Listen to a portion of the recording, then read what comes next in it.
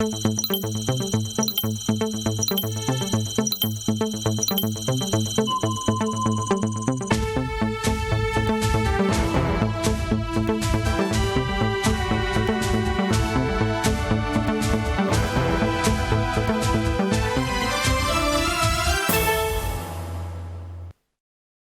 la une de l'actualité ce soir, politique, des transfuges de 10 partis politiques lancent le PPS, en tant des partis panafricains pour le salut d'obédience social-démocrate. Ce parti sera dirigé par le démissionnaire du MPP, Abdoulaye Mossé. C'est ce matin même que le parti a été présenté. La composition du bureau a été dévoilée également. Tous les détails dans un instant. Le conflit russo-ukrainien a fait l'objet d'une conférence publique ce matin dans la capitale burkinabé, organisée par la Société burkinabé de géopolitique. Il s'est agi pour les conférenciers de faire ressortir les enjeux et les opportunités que l'Afrique tire de ce conflit et aussi de définir un probable ordre mondial que pourrait susciter ce conflit. Tous les avis et toutes les analyses sur les deux thèmes dans cette édition. Et puis l'autre grand titre de ce 20h concerne le Lions Club International. L'organisation a accueilli solennellement de nouvelles membres vendredi dernier. Au nombre de 23, ces femmes forment le Lions Club Ouagadougou-Ruby. Elles ont décidé de s'attaquer à la fin. Dans quelques minutes, vous aurez les images de la cérémonie faisant d'elle officiellement des membres du Lions Club International. Bonsoir, merci de nous rejoindre pour cette dernière édition d'information du jour sur Trui TV. Des démissionnaires d'une dizaine de partis politiques dont le MPP, l'ancien parti au pouvoir, ont mis sur les fonds baptismaux un nouveau parti politique dénommé Parti panafricain pour le salut, en abrégé PPS. C'est un parti d'obédience sociale démocrate qui se présente comme une nouvelle offre pour répondre aux besoins du peuple burkinabé. Dirigé par l'ancien député du MPP Abdoulaye Mossé, le nouveau parti entend faire de la réconciliation nationale et la cohésion sociale le pilier de ses actions. Abdourahim Yénié, premier reportage ce 20h. Panafricain pour le salut, PPS, c'est le tout nouveau parti politique au Burkina Faso, créé par des transfuges de 10 partis politiques. D'obédience socio-démocrate, le PPS veut œuvrer pour un Burkina Faso plus juste, paisible, prospère et d'une Afrique unie. Pour la plupart membres du régime MPP jusqu'à sa chute le 24 janvier 2022, les fondateurs du nouveau parti disent tirer leçon des limites de l'ancien système face aux problèmes que connaît le pays.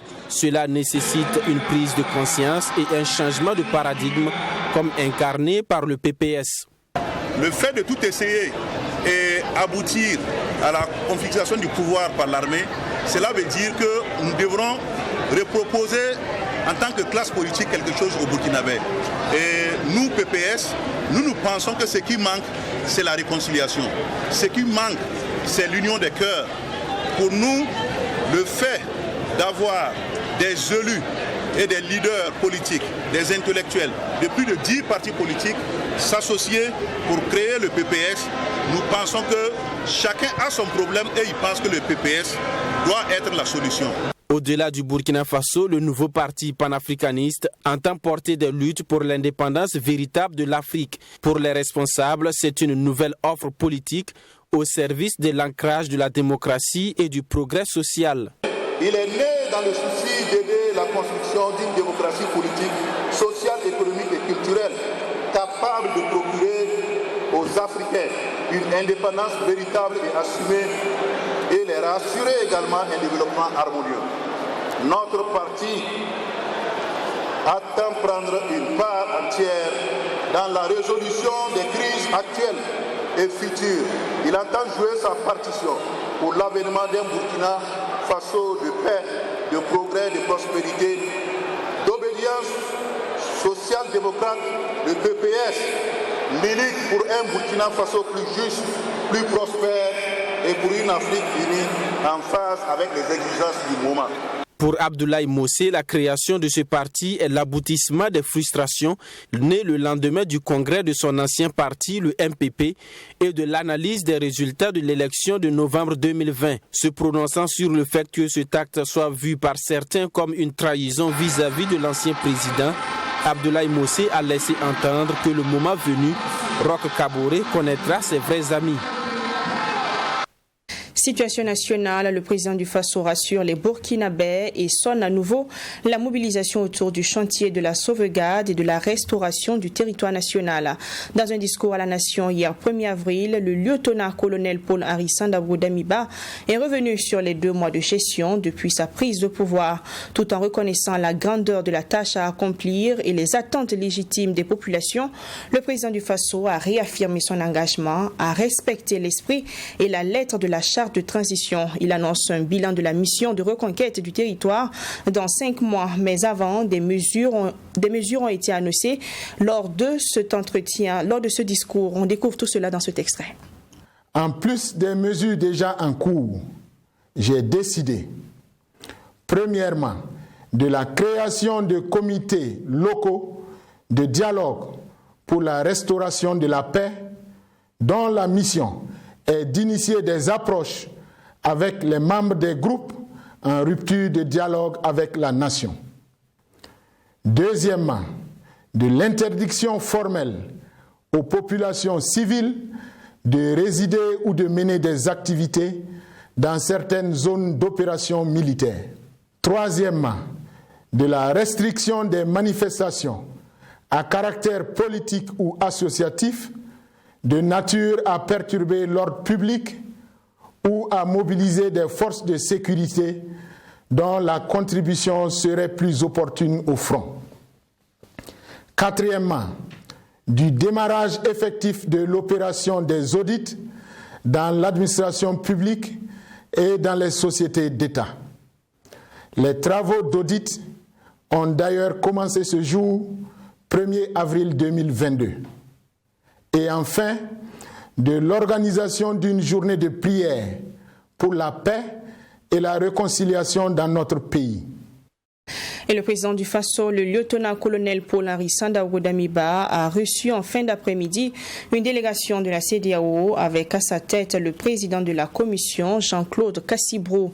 Les émissaires de l'organisation sous-régionale étaient porteurs d'un message du président en exercice de la conférence des chefs d'État et de gouvernement de la CEDEAO, Nana Akufo-Addo. Selon le président de la commission de la CEDEAO, le président du Faso a aussi donné à la délégation des clarifications relatives à la transition. Voici pour vous la déclaration du président de la commission, Jean-Claude Cassibrou, à sa sortie d'audience. Nous sommes porteurs d'un message du président en exercice de la CEDEAO, le président Akufo-Addo. Et ce message a trait essentiellement aux récentes discussions qui se sont tenues lors du sommet extraordinaire de la CEDEAO du 25 mars 2022. Et donc ce message, évidemment, comme je l'ai indiqué, a été porté et nous avons effectivement pu obtenir aussi certains points, certaines clarifications du président de la transition. Et donc ça a été vraiment des discussions très, très constructives et nous en sommes très heureux. Dans la suite de ce 20h conflit russo-ukrainien, la société burkinabé de géopolitique réfléchit sur la question et donne son point de vue sur les faits à travers une conférence publique. À cette conférence, donc, 2 thèmes ont été retenus pour édifier les participants. Il s'agit notamment des enjeux et des opportunités de cette guerre pour l'Afrique et un probable ordre mondial qu'elle pourrait susciter. Les détails de la conférence avec Fatima Tanikima. Quels sont les enjeux de la guerre qui oppose la Russie à l'Ukraine et quelle opportunité pour l'Afrique? C'est à ces questions qu'a répondu Angeline Savadogo au cours de cette conférence publique. Il ressort de sa communication que cette guerre russo-ukrainienne entraîne déjà des inconvénients sur le plan socio-économique mais aussi sécuritaire. Il s'agit entre autres de l'augmentation du prix du pétrole, du gaz et de la rupture d'électricité. Sans oublier les risques de tensions sociales et d'instabilité politique. Selon notre conférencière, c'est une guerre qui pourrait éventuellement impacter la lutte contre le terrorisme et les coopérations militaires dans certains pays en Afrique. Mais au-delà de toutes ces conséquences négatives, les pays africains doivent savoir tirer profit de cette crise à en croire cette dernière. Il y a déjà l'impact sur les importations, sur le prix du carburant. Vous voyez qu'en Côte d'Ivoire, déjà, avant-hier, il y a eu une augmentation de 60 francs sur le prix du litre. Et c'est une situation qui sera un peu généralisée un peu partout. Les enjeux, c'est de tirer profit de ce qui se passe. Parce qu'il y a des pays producteurs, par exemple, de gaz en Afrique, alors qu'actuellement, les pays européens font face à un déficit de gaz. Donc, ils peuvent utiliser ces situations-là pour avoir des opportunités. Le professeur Ili, lui, s'est interrogé sur le nouvel ordre mondial qui pourrait naître de cette guerre Russie-Ukraine. Selon ce dernier, cette guerre vient confirmer le retour de la Russie sur la scène internationale. Un retour qui avait déjà été engagé à travers l'annexion de la Crimée et son intervention en Syrie. À en croire notre deuxième conférencier, cette réapparition de la Russie, accompagnée de l'émergence d'autres puissances comme la Chine, remet aujourd'hui en cause les puissances américaines et occidentales. Une situation qui se présente comme une opportunité pour les pays en voie de développement en Afrique. Et cela en matière d'élargissement de partenaires. Mais également, il faut savoir que cette guerre aussi, d'un autre point de vue, n'est pas une très bonne nouvelle pour ces petits pays. Parce que quand vous regardez géopolitiquement, c'est une guerre qui s'explique, mais au plan de la légalité, au plan de la justice, c'est une guerre qui peut être vue comme injuste et illégale, puisque c'est l'agression d'un petit pays par une grande puissance, ce qui n'est pas une bonne nouvelle pour les autres pays, parce que cela veut dire que les pays qui ne peuvent pas se défendre peuvent être à tout moment attaqués par une grande puissance, voire être annexés. Et de ce point de vue-là, cette guerre également n'est pas une très bonne nouvelle pour les petits pays. Cette conférence publique organisée par la Société burkinabé de géopolitique se veut une tribune de réflexion et d'analyse des questions d'actualité, un creuset de plusieurs compétences dans divers domaines qui viennent par la réflexion apporter leur contribution au développement du Burkina Faso. Je le disais également en titre, la famille Lyon s'est agrandie avec la naissance du Lions Club Ouagadougou Rugby. Les membres de ce nouveau club ont officiellement prêté serment ce vendredi 1er avril. La cérémonie de remise de charte du Lions Club Ouagadougou Rugby a été présidée par le gouverneur du district 403A3 du Lions Club International, Mohamed Compaoré. Le nouveau club dirigé par Julie Prudence Somda se donne pour mission de lutter contre la faim. Maxime Jean Bambara, Abdouraï Miaye.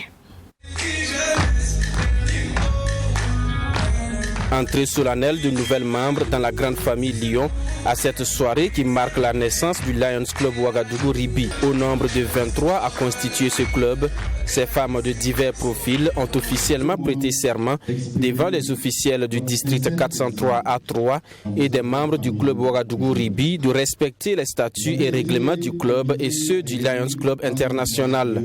Et j'appliquerai les principes du code de déontologie et des objectifs du Lions Club International.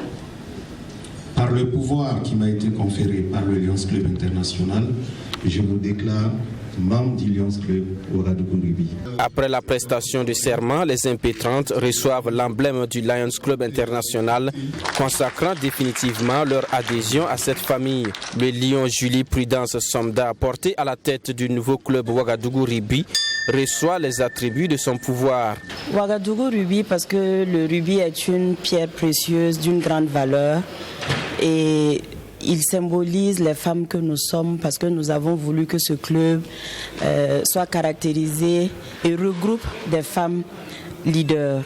Et donc, ce trait de caractère que nous avons toutes dans le club nous a amené à penser à ce que le rugby puisse nous symboliser, parce qu'effectivement, c'est la force, c'est l'amour, c'est la pierre en fait que nous avons choisi pour nous symboliser.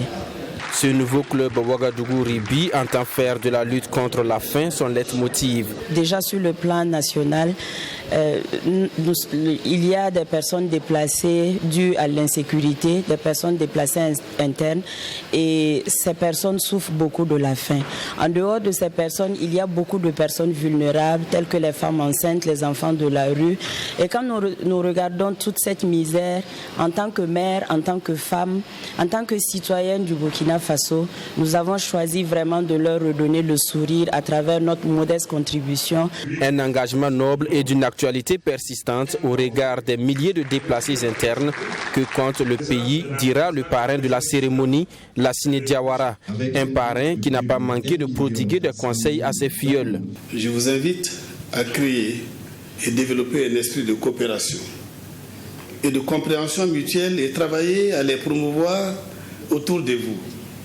face à la déliquescence des valeurs sociales et même républicaines, la promotion des principes de l'amour du prochain, l'amitié et la solidarité devra être au cœur de vos actions. Intéressez-vous activement au bien-être de votre entourage, de nos populations, surtout les plus démunis.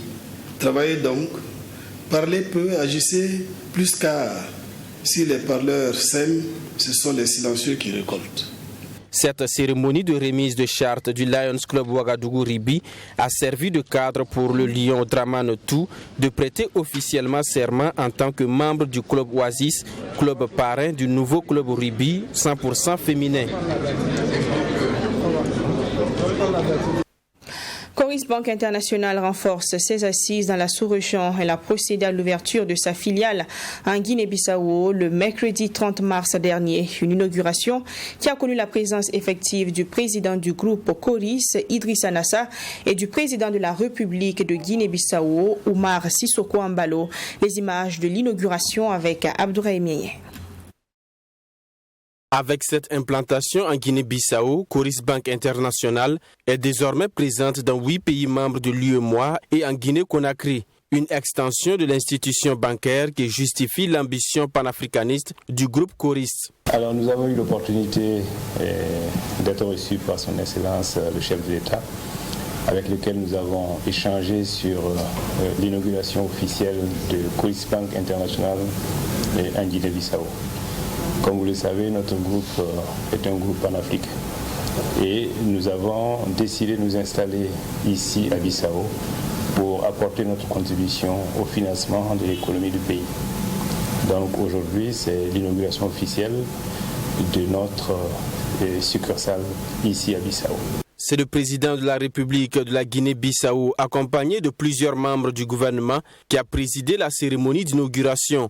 Il dit avoir bien accueilli l'implantation de Coris Bank International dans son pays. Trata-se do lançamento oficial das atividades de Coris Bank International na Guiné-Bissau.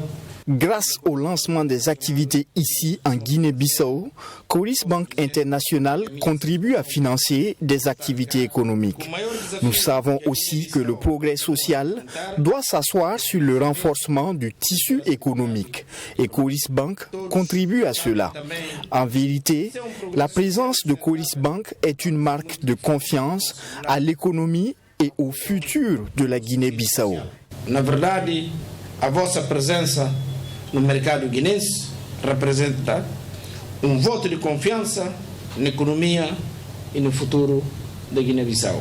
Idrissa Nassa a pour sa part invité les investisseurs, particulièrement les ressortissants des pays couverts par le réseau Coris, à investir dans ce pays qui regorge d'énormes potentialités.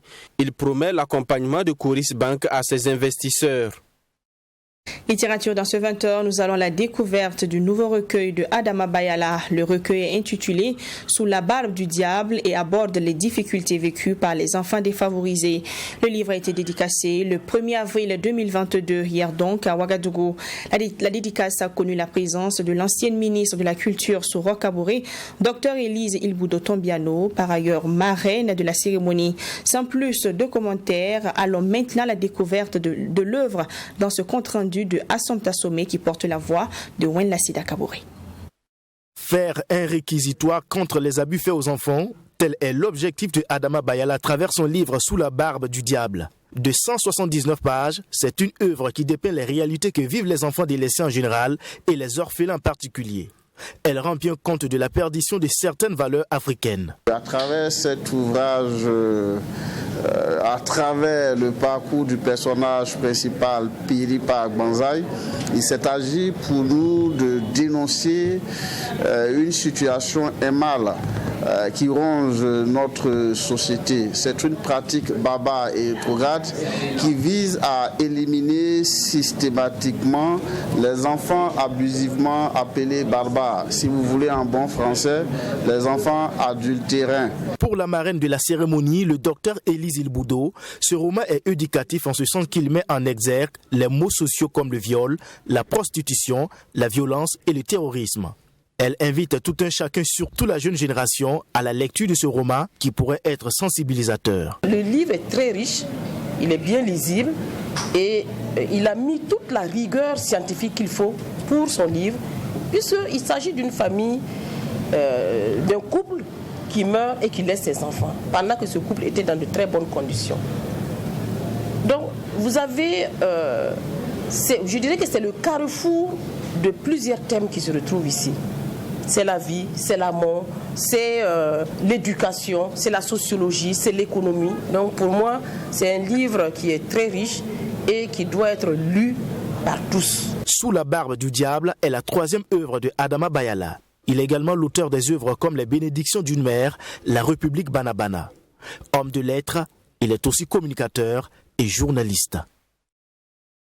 L'association Tafé Vision a officiellement lancé le jeudi 31 mars 2021 son projet dénommé De l'idée au court-métrage. C'est un projet financé par le Fonds de développement culturel et touristique dans le cadre du programme d'appui aux industries créatives et à la gouvernance de la culture avec l'appui de l'Union européenne en partenariat avec Canal+. Au lancement de ce projet, 3 courts-métrages issus même de l'initiative ont été projetés. Serge Kabouré. De l'idée au court-métrage est un projet de formation de femmes à l'écriture et à la réalisation de courts-métrages fiction. À travers ce projet qui a été présenté ici à Canal Olympia, l'association Tafé Vision entend donner une chance aux femmes. Et pour ce faire, un appel à synopsis de courts-métrages de femmes a été lancé avec pour objectif d'en retenir 10. Sont retenus dans le cadre de ce projet des synopsis mettant en valeur la lutte contre l'extrémisme violent et celle basée sur le genre. On veut plus de place pour la femme. Tout simplement, on est dans un milieu où il y a beaucoup d'hommes. Et il y a aussi des femmes qui se forment. Malheureusement, au sortir de ces formations-là, en général, on ne va pas sur les plateaux.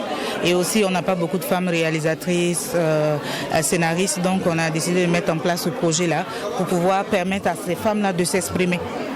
Voilà, de dire aussi leur part de vérité, leur part de ce qu'elles veulent que la société soit. En marge de la cérémonie de présentation, 3 courts-métrages réalisés ont été présentés au public. Il s'agit du film Au-delà de l'amour de Esther Ekwa Bansé qui évoque l'histoire du jeune Madi, un diplômé qui doit faire face au pire traitement de son père du fait de son statut de sans-emploi. Révolté, il finit par tomber dans le filet des combattants du mal. Sa mère qui finit par découvrir les dangereuses activités de son fils le livre finalement aux autorités. Le deuxième film projeté intitulé La juge thé blanche est l'histoire d'une jeune femme trentenaire qui jouit du statut de célibataire, sans enfant et qui finit par se rendre coupable du meurtre de son père après que ce dernier ait tenté de la violer une seconde fois. Le troisième film, lui, est intitulé Manipulation et évoque l'histoire d'une jeune dame mariée et mère de 2 enfants. Diplômée de son état avec une moyenne de 19 sur 20 à sa soutenance, elle peine à trouver un emploi et pour cause, son mari sabote toutes ses tentatives de recherche d'emploi. Ces courts-métrages projetés sont l'œuvre de 3 jeunes réalisatrices issues du projet. Moi, c'était parti d'une excursion dans une petite localité à l'ouest. Je suis tombée sur une petite fille enceinte, environ 10 ans. Elle était la risée de tous, elle était vraiment blâmée, mise à part. Donc je me suis intéressée à elle. Qu'est-ce qui n'allait pas? Elle dit elle est enceinte et malheureusement le père de l'enfant, l'auteur, c'est son papa qui est un chef. Le fait qu'elle ait dit ça, elle a été vraiment blâmée. La maman est décédée par la suite parce qu'elle avait une sorte de pacte de silence avec la maman qu'elle a parlé. Bon, côté traditionnel, la maman est décédée et elle était laissée à elle-même. Cofinancé par le Fonds de développement culturel et touristique avec l'appui de l'Union européenne, le groupe Canal+, partenaire du projet, s'est dit satisfait. Ici, on a formé des réalisatrices, on a formé des techniciennes et on a des très beaux projets de films. Donc on est très contents et nous, l'apport de Canal, ça a été d'aider à trouver des techniciens, ça a été de trouver un espace pour la diffusion de ces projets et puis ça a été de continuer de soutenir et toujours aider Tafé Vision et Azaratou Bansé, que je remercie, qui est là juste à côté de moi, pour son excellent projet. Donc on est très contents de pouvoir être sponsor de projets comme ça. Donc on a créé une division qui s'appelle Canal+ University et qui est là pour aider des très beaux projets comme ça, donc on est très heureux d'être là, merci beaucoup. À travers ce projet, l'association Tafé Vision entend militer pour une pluralité des femmes dans l'industrie cinématographique, œuvrer à la prise en compte du genre dans les productions cinématographiques et audiovisuelles et utiliser le film comme outil de sensibilisation et de promotion des droits de la femme. On s'arrête là pour ce 20h. Merci à toutes et à tous de l'avoir honoré avec Cynthia Pascal-Hilaire qui a débuté cette semaine de présentation au 20h avec vous et aussi avec la complicité de toute la rédaction et la réalisation. Nous vous souhaitons un très bon week-end en compagnie de Truy TV. À la semaine prochaine pour d'autres sessions d'information. Bonsoir.